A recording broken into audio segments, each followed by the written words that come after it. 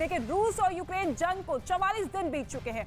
दुनिया की नजर इस वक्त इसी जंग पर टिकी हुई है, लेकिन इसके बीच चीन के राष्ट्रपति शी जिनपिंग के माथे पर चिंता की लकीरें साफ पड़ी जा सकती है। भले ही इस युद्ध में सीधे तौर पर चीन की एंट्री नहीं है, लेकिन रूस के साथ जो कुछ भी हो रहा है वो चीन की टेंशन को हाई कर रहा है। क्या है शी जिनपिंग की चिंता की वजह और क्यों चीन इस युद्ध की वजह से सक पकाया हुआ है, ये रिपोर्ट आप देखिए। चीन में टेंशन क्यों हाई है? शी के माथे पर पसीना क्यों आया? क्यों डरी हुई है ड्रैगन ब्रिगेड? यूक्रेन के जमीन पर चल रही ये जंग दिन ब दिन लंबी खिंचती जा रही है। ये हालात सिर्फ दो देशों के लिए चुनौती नहीं बने, बल्कि अमेरिका, यूरोप और एशिया पर इस जंग का बड़ा असर पड़ रहा है। लेकिन इन सब के बीच चीन एक अलग ही चिंता में घिरा हुआ है। शी जिनपिंग के लिए ये चिंता इतनी बड़ी है कि दिन रात उनकी नजर इस जंग पर टिकी है। तो आखिर ऐसा क्या है जो ड्रैगन ब्रिगेड को दिन रात सताए जा रहा है? ऐसा क्या है जिसने शी जिनपिंग की रातों की नींद उड़ा दी है? इन सवालों का जवाब तलाशने के लिए सबसे पहले हमें इन बातों को समझना होगा। चीन इस जंग में रूस को समर्थन कर रहा है। रूसी फौज को मिलने वाले झटके चीन के लिए सीधी चुनौती है। रूस पर यूक्रेन के जवाबी हमले शी को परेशान कर रहे हैं। चीन की फौज के पास ज्यादातर हथियार या तो रूस के हैं या फिर उससे मिलते जुलते हैं। इसलिए रूस का हर गिरता हुआ रॉकेट चीन को चिंता में डाल रहा है।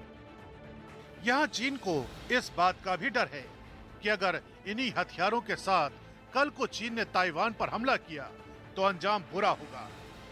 ताइवान पर तो अमेरिका और नेटो पहले ही चीन को चेतावनी दे चुके हैं। साफ कहा जा चुका है कि अगर ताइवान पर आक्रमण हुआ तो जवाब अमेरिका और नेटो की तरफ से दिया जाएगा।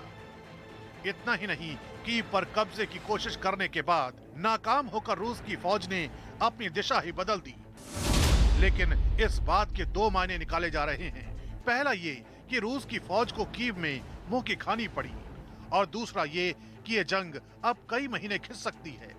और ये दोनों ही सूरतें चीन की परेशानियों का सबब बनी हुई हैं। रूस से नजदीकी होने की वजह से चीन की अर्थव्यवस्था भी शी जिनपिंग की चिंता की वजह है।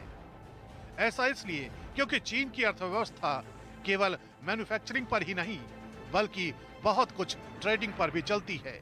मतलब ये कि दुनिया भर का सामान एक जगह से खरीदकर दूसरी जगह पर बेचना। लेकिन जंग की वजह से समुद्र के बहुत सारे रूट ठप हैं। इसका सीधा नुकसान चीन की अर्थव्यवस्था पर हो रहा है। मैन्युफैक्चरिंग का बहुत बड़ा हब होने के कारण भी चीन के लिए सप्लाई रूट बहुत अहम है। समुद्र के रास्ते चीन के लिए दुनिया भर में फैले अपने ग्राहकों तक माल पहुंचाना मुश्किल हो रहा है। जैसे जैसे जंग लंबी होती जाएगी, चीन के लिए ये मुश्किलें उसके गले की फांस बनती जाएंगी। इसके अलावा भारत की ही तरह चीन भी अपनी ऊर्जा की जरूरतों के लिए, मतलब पेट्रोल या डीजल के लिए आत्मनिर्भर नहीं है, और जंग की वजह से कच्चे तेल की कीमतें आसमान छू रही हैं, जिसका सीधा असर चीन की अर्थव्यवस्था पर भी पड़ रहा है। सबसे बड़ी वजह ये कि चीन की अर्थव्यवस्था में चाहे मैन्युफैक्चरिंग हो या ट्रेडिंग हो, कम कीमत की वजह से चीन दुनिया पर दबदबा बनाता आया है। लेकिन कीमतें बढ़ने के बाद चीन के लिए बाजार में टिके रहना मुश्किल हो सकता है। यही वजह है कि चीन की चिंताओं में दिन रात इजाफा हो रहा है। और रूस की सेना यूक्रेन की राजधानी कीव समेत कई शहरों से जा चुकी है, लेकिन यूक्रेन में युद्ध अभी भी जारी है। यूक्रेन के पूर्वी इलाके में भयंकर युद्ध चल रहा है। अब आपको मैप के जरिए दिखाते हैं कि कहां-कहां इस वक्त युद्ध जारी है, क्योंकि पूर्वी इलाके में सबसे ज्यादा आप देखिए भीषण युद्ध दिखाई दे रहा है। एक बार फिर से वो मैप जहां पर रूस की सेना लगातार हमलावर होती हुई नजर आ रही है। खार्किव, जहां पर सबसे ज्यादा अभी भी रूस की सेना हमला करती हुई नजर आ रही है। खार्किव में शुरुआती दौर से ही रूस की सेना की तरफ से हमले लगातार जारी थे, और ऐसे में खार्किव से से आगे बढ़ते हुए लुहांस्क में भी रूस की सेना बमबारी यहां पर करती हुई नजर आ रही है। आगजनी की कई तस्वीरें यहां से निकलकर सामने आ चुकी है और इसके साथ ही आप देखिए लगातार डोनेस्क और मारिउपोल शहर में भी गोले बरसाए जा रहे हैं। बमबारी रूस की तरफ से तेज कर दी गई है, जिसका पलटवार भी यूक्रेन की सेना देती हुई नजर आ रही है, लेकिन सबसे ज्यादा नुकसान इन्हीं शहरों पर पहुंच रहा है। मारिउपोल शहर के बाद जापोरिजिया में भी यहां पर देखिए बहुत ज्यादा हमले रूस की सेना करती हुई नजर आई। हालांकि शुरुआती दौर में आपने देखा कि किस तरीके से जापोरिजिया परमाणु प्लांट पर रूस की सेना ने कब्जा कर लिया था। हालांकि उसके बाद फिर यूक्रेन की तरफ से दावा सामने आया। ऐसे में ये 5 ऐसे शहर हैं जहां पर इस वक्त यानी कि मौजूदा स्थिति में सबसे ज्यादा हमले रूस की सेना करती हुई नजर आ रही है। और ऐसे में जो हथियारों की कमी यूक्रेन की तरफ से देखने को मिल रही है, उसको लेकर कई देश अब हथियारों की सप्लाई भी कर रहे हैं, यानी कि वार पलटवार दोनों देशों की तरफ से जबरदस्त जारी है। दोनों देशों की जो सेना है वो जंग में इस कदर कूद चुकी है कि किसी भी तरीके से अब अपनी जीत को सुनिश्चित किया जाए।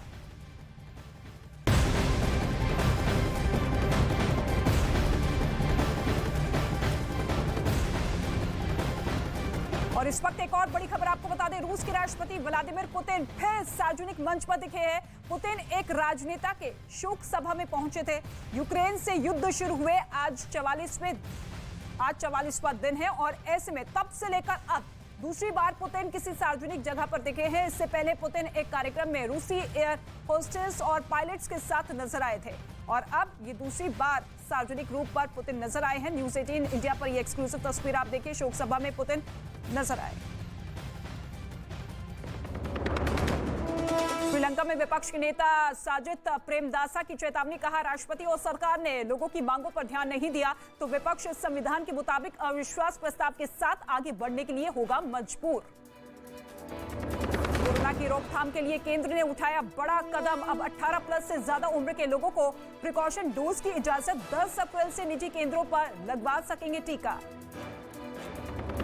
यूक्रेन से जंग के 44वें दिन रूस के राष्ट्रपति व्लादिमीर पुतिन दूसरी बार सार्वजनिक मंच पर दिखे। पुतिन रूस के एक बड़े राजनेता की शोक सभा में शामिल हुए। खड़े हैं और रूस की सेना के हमलों का जवाब दे रहे हैं। यही नहीं, यूक्रेन ने दावा किया कि कई बार उनके हमलों में रूस को काफी नुकसान भी उठाना पड़ रहा है। यूक्रेन की तरफ से रूसी सैनिकों पर इसी तरह का एक हमला रॉकेट से किया गया। हालांकि यह हमला किस इलाके में किया गया इसकी जानकारी नहीं दी गई, लेकिन यूक्रेन की सेना की तरफ से इसका एक वीडियो जारी किया गया। वीडियो में यूक्रेन के सैनिक मल्टीपल रॉकेट लॉन्चर की मदद से रूसी सेना पर हमला करते नजर आए। इससे पहले यूक्रेन के सैनिकों ने उस जगह को चुना जहां से उन्हें हमले को अंजाम देना था। इसके बाद रॉकेट लॉन्चर को एक बड़े मैदान के बीच ले जाया गया। वहां पहले एक सैनिक ने इस बात का पता लगाया कि किस दिशा में निशाना लगाना है और टारगेट कितनी दूरी पर है। जैसे ही टारगेट सेट हुआ, मल्टीपल रॉकेट लॉन्चर को हमले के लिए पूरी तरह तैयार कर लिया गया। इस दौरान दूर खड़ा एक दूसरा सैनिक लगातार निर्देश देता रहा। एक बार पूरा सिस्टम फिट हो जाने के बाद जैसे ही फायर का बटन दबा, एक के बाद एक कई रॉकेट टारगेट को खत्म करने के लिए चल दिए।